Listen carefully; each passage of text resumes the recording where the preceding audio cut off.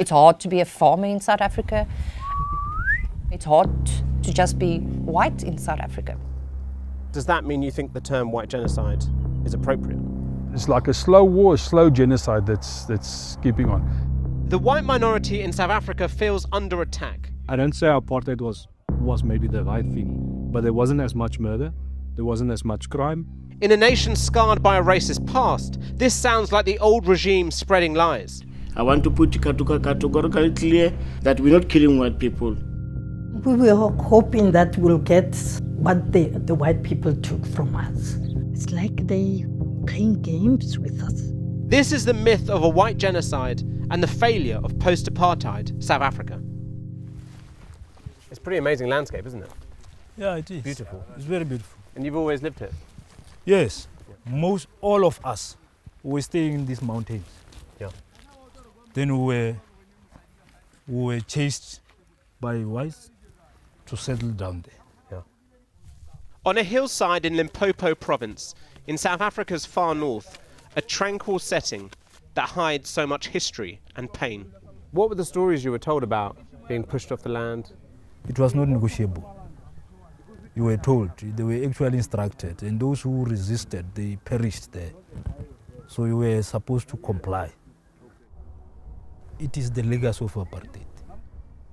During apartheid, Mahali's family was forced from their land in these lush hills and moved down below. When that system fell 30 years ago, the community was promised they would one day return. Because it's a sense of ownership. Because if you don't have the land, you have nothing. It's like you are an empty man. The land and who owns it, and the past and how you resolve it, is the story of modern South Africa. And it is one that now interests the White House. Death, death, death. Donald Trump's administration claims that white people are now being forced from their land and often murdered. But you do allow them to take land. No. You do allow them to take land. Nobody can take land. And then when land. they take the land, they kill the white farmer. And when they kill the white farmer, nothing happens to them. No. It led to a dressing down of President Cyril Ramaphosa and has seen America now offer white South Africans asylum so as to avoid a so-called white genocide. Many white farmers believe they still have a right to the land and are its best custodians. And so how long have you had the farm for then? We had the farm now for 34 years. Yeah. Further north in Limpopo, right on the border with Botswana, Marie and her family own 1,200 hectares of land. Their farm includes potato fields as well as game. Oh, he's on his way to the water. They are still scarred by a past crime. They were attacked in their farm in 2002 by armed gunmen. The family, including her son Gideon, survived, with Marie having shot and killed one of the robbers. To lose one farmer, it's sad. To lose 1,000 farmers that's been killed, I think it's a genocide. You know, these farm attackers, if they come in, they don't just kill the farmer. They torture them. They rape the women and the children. Looking at the statistics which you talk about, crime is everywhere in South Africa. It's rampant, isn't it? White farmers are dying, but black people are dying as well, aren't they? Black people are dying as well, in their thousands. And like the farm attacks is not only on white farmers. So it's not a white genocide, but a crime problem. It's a crime problem in South Africa. But the thing with the farmers is, there's literally thousands of farmers that's been killed.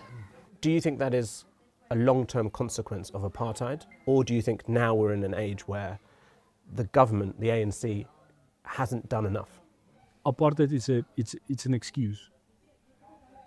Because my reason for that is, I don't say apartheid was maybe the right thing, but there wasn't as much murder, there wasn't as much crime, there wasn't as much poverty. South Africa was on a better foot. Economically, for everyone it was better. Statistics show the murder rate was higher under apartheid and that there is no white genocide, with the South African court dismissing claims of one as unreal and imagined. Would you take up Trump's offer to move to America, or do you want to stay here? No, I won't leave. I really don't want to go live in any other country than in South Africa. Although it's difficult, it's hard to be a farmer in South Africa. And not only a farmer, it's hard to just be white in South Africa, because if you are white... But black communities also live in fear. There are 64 murders a day in South Africa, and most happen in the townships, the informal black settlements formed during apartheid. We're not sleeping well.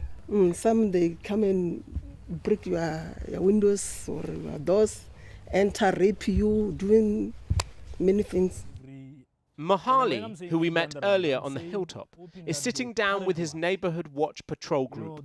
When you see South Africa in the news internationally, and it's Donald Trump saying there's a white genocide, white farmers are most at risk, how does that make you feel? It's not correct. I want to say it. I want to put categorically clear that we're not killing white people. Instead, we are fighting for what is given to us. In the nutshell, I would say Trump is racist, because he was supposed to have come down, came to South Africa to find out himself, to say what is happening here. He's listening to a very, very, very small group. For this community, the end of apartheid was meant to bring less crime and more land. We want jobs. We wouldn't be having this crime rate. Yeah. We wouldn't be having this corruption if these people really they were interested in solving the problems of us, the masses of this country. So even though you don't agree with Donald Trump and what he says about white genocide and white farmers, you would agree with him maybe that the ANC has let you down? Definitely. We agree with him on that one. And we also agree with him on the issue of crime. Do not racialize it. Crime is a crime. Yes. If a white person died, the white person died. It's a crime. It's a human being. If a black person died, a black person died. But if 5 or 10 black people died, then white die and you make noise, then it's a problem. This is that noise, but with silent crosses. Each one marks the killing of a white farmer since 1994. Most of the farm murders against the white people is racial. Corbus de Lang is the caretaker of the Vickers monument. It's like a slow war, a slow genocide that's keeping on. Farm murders represent just 0.2% of all homicides, and statistics show that the majority of farm attacks are motivated by robbery, not a systematic attempt to remove white people from the land. Do you miss the apartheid era? No, I don't miss the apartheid era. I don't miss that. I miss the unity that was there. But land was taken from black people during apartheid. No, I don't think so. It was? Not that I know of. So you don't think any black people were moved from They land were not forcibly? moved forcibly, for sure not. There are only about 4% of black farmers on private land. That's tiny. That's not right, is it? Yeah, I think that's about right. But how can that be when they are 80% of the population? Because they don't know how to farm. Do you think that black people are inferior when it comes to working the land? No, not from working in the land, but from leadership, yeah. So you were dispossessed of your farm by the state in 1958? Yes. This is the document you have to try and get the land back. Yes. The empty promises. Since in 1995, really, the promise is empty. What would it mean to get the land back? It means a lot because that's our father's land. 69-year-old Jaretha has been trying to reclaim her family's land for the past 27 years, as has her friend, William, now 73. Forced from their farms decades ago and moved here, a few chickens in the yard next to the outdoor toilet. When we talk to white farmers, they always have told us the black community, they don't know how to farm and they shouldn't have the land. Really? How? They say black people haven't got the technical abilities that they have to look after the farm. What do you say to that? I know. That's not true. That's not true. There are some people here particularly the white people they don't agree that a black person can live the better life like them. That is where the problem comes from them. Because normally they think they are the ones who can do farming, they can do everything. William was just 6 years old when his family was evicted during apartheid. You see, they just call our parents in the afternoon, like today so. They said tomorrow, before sunset, we don't want to see you any longer here. You must leave. Are you tired after all these years? You're very tired. You're very, very. And when it gets to 7 years, sometimes you get very angry. For 27 years, it's like they playing games with us. At the same time, at a national meeting of the ANC's leadership just outside Johannesburg, President Ramaphosa knows his party is under attack, both at home and abroad. Despite the pressure and resistance from the global and domestic right-wing forces, we have not retreated from the progressive domestic and foreign policy positions of our movement.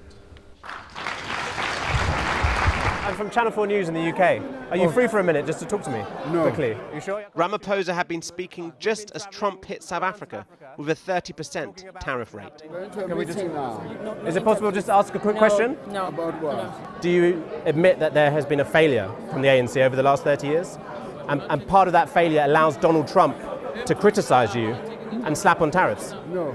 No?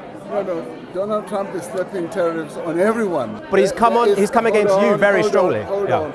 He's targeting a number of countries and sometimes for specific internal issues, which are our preserve. Yeah.